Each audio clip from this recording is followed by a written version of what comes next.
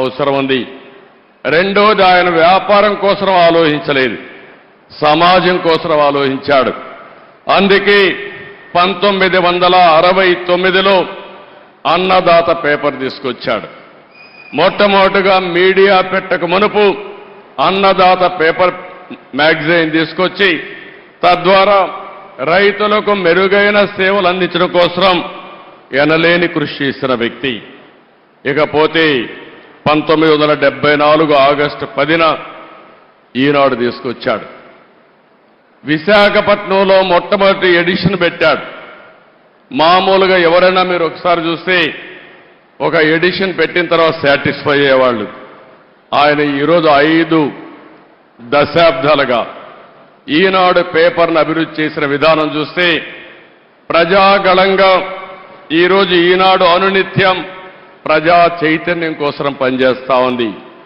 ఇంకో పక్క మీరు ఒక్కసారి ఆలోచిస్తే 22 ఎడిషన్స్ పెట్టి జిల్లా ఎడిషన్స్ తీసుకొచ్చి వినూత్నమైన ఆలోచనలతో ప్రజా సమస్యల్ని ఎక్కడికక్కడ ఎండగట్టి మేము రాజకీయాల్లో అపోజిషన్లో ఉంటే ఫైట్ చేస్తాం. రామోజీరావు గారు పత్రికా రంగంలో ఉండి ప్రజా సమస్యలపైన నిరంతరం పోరాటం చేసిన వ్యక్తి రామోజీరావు గారు అని చెప్పి నేను మీకు తెలియజేస్తున్నా. 40 సంవత్సరాలుగా నెంబర్ 1గా ఆ పేపర్ ఉందంటే దానికి ఎంత కార్యదీక్షత ఉంది, ఎంత కృషి చేశారో మనందరం కూడా గుర్తుపెట్టుకోవాల్సిన అవసరం ఉంది. ఇంకో పక్కన ఈరోజు మనం చూస్తున్నాం, కొన్ని వందల మంది జర్నలిస్టులు తయారు చేశాడు, కొన్ని వందల మంది సినిమా నటీనటులను తయారు చేశాడు, కళాకారులకు ప్రోత్సాహం ఇచ్చాడు, గాయని గాయకులను తయారు చేశాడు.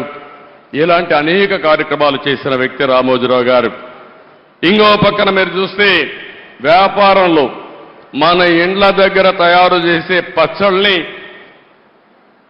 ఉత్పత్తి చేసి 150 దేశాలకు ఎగుమతి చేస్తున్నా అంటే ఆయన ఆలోచించే విధానం అని చెప్పి కూడా నేను మీకు తెలియజేస్తున్నా. ఇంకో పక్క ఎలక్ట్రానిక్ మీడియా వచ్చినప్పుడు ఒకేసారి 7 ఛానల్స్ పెట్టాడు. ఉర్దూ ఛానల్ కూడా పెట్టారు. ఎవరైనా పెడితే ఒక ఛానల్ పెడతారు, కానీ ఏది ఆలోచించినా ఒక మెగా స్కేల్లో ఆలోచించి దాన్ని జయప్రదం చేసే వ్యక్తి రామోజీరావు గారు.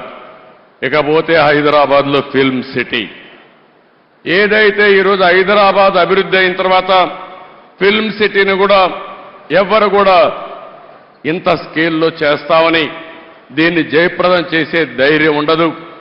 ధైర్యం చేయడమే కాదు, ఈరోజు ఎవరైనా హైదరాబాద్కు పోతే రామోజీ ఫిల్మ్ సిటీ చూడకుండా తిరిగి వచ్చే పరిస్థితి అంటే అది రామోజీరావు గారి కాంట్రిబ్యూషన్ అని చెప్పి కూడా నేను మీకు తెలియజేస్తున్నాను.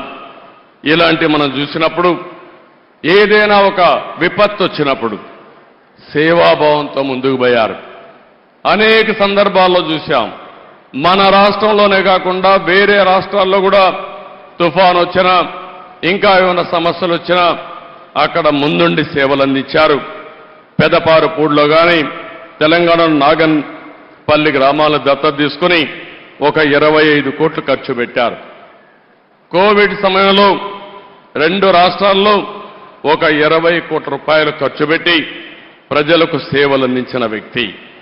ఇవన్నీ ఒక ఎత్తు అయితే నేను ఆయన 40 సంవత్సరాలుగా క్లోజ్గా చూశాను. భయం అనేది ఆయన జీవితంలో లేదు, పోరాటం అనేది ఆయన జీవితంలో ఒక భాగం. ఏ విషయంలో చూసినా రాజీ లేకుండా పోరాడాడు. మీడియాను పెట్టుకుని చాలా మంది ఒకసారి ఆలోచిస్తే ఎవరికైనా రాజకీయాల్లో ఉండే మాకు కానీ, పత్రికలు రన్ చేసే పత్రికలు కానీ, మీడియా రన్ చేసే వ్యక్తులకు కానీ, సినిమాలకు కానీ ఎప్పుడు కూడా క్రెడిబిలిటీ ఒకటి ఉంటుంది, విశ్వసనీయత ఒకటి ఉంటుంది.